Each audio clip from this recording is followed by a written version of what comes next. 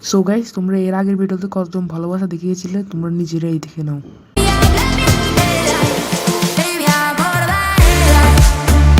ভাই 1100 ভিউ ভাই, এটা তো ভাই আমার একটা ড্রিম, তাও প্রথম শর্টস ভিডিওতে 1100 ভিউ। তোমরা এইভাবে আমার পাশে থাকবে, আমিও তোমাদের পাশে থাকবো, ঠিক আছে ভাই?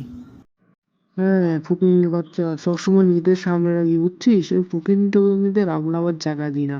তুই কাজ করলে করবি, না করলে চলে যাবি, সোজা কথা। এখানে সোফায় বসে তো সাহস পেলে হলো। স্যার বললাম তো আর হবে না এই ভুল। স্যার এবার মতো মাফ করে দিন আমাদের, আর ভুল হবে না। হয়েছে, আর দরদ দেখানো লাগবে না, আমার টাইম কম। আবার তোর ম্যাডামকে আমি ফোন দে, বাসে আসতে বল। জি স্যার, ধন্যবাদ আমাদের মাফ করার জন্য। স্যার আপনি অনেক দয়াবান স্যার। জানি না ছেলেটা আবার কেন ডাকলো আমাকে, এতদিন পরে ডাকলো, কেন ডাকলো জানি না। বাস স্টেশনে এসে গেছি, বাস আসলে কিছুক্ষণের ভিতর বেরিয়ে যাবো। এই তো চলে এসেছি। বাবা বাবা, আমি চলে এসেছি, দরজা খোল। হ্যাঁ ম্যাডাম, আপনি চলে এসেছেন, আসুন ভিতরে আসুন, বসুন। স্যার কেন জানি রেগে আছে আপনার উপর।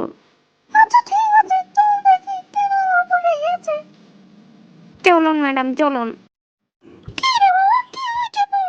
কেন বাড়িতে রেগে আছিস? কেন বল? এতক্ষণে তোমার আসার সময় হলো? কখন থেকে বসে আছি, আধা ঘন্টা লাগিয়েছো আসতে। আচ্ছা, মূল কথায় আসি আমরা। সো বন্ধুরা, আজকের ভিডিওটা ছিল এ পর্যন্ত। পার্ট 3 চাইলে অবশ্যই কমেন্টস করে জানান। পার্ট 2 ছিল এ পর্যন্তই। কেমন লাগলো অবশ্যই কমেন্টস করে জানাবেন, ঠিক আছে? Bye bye.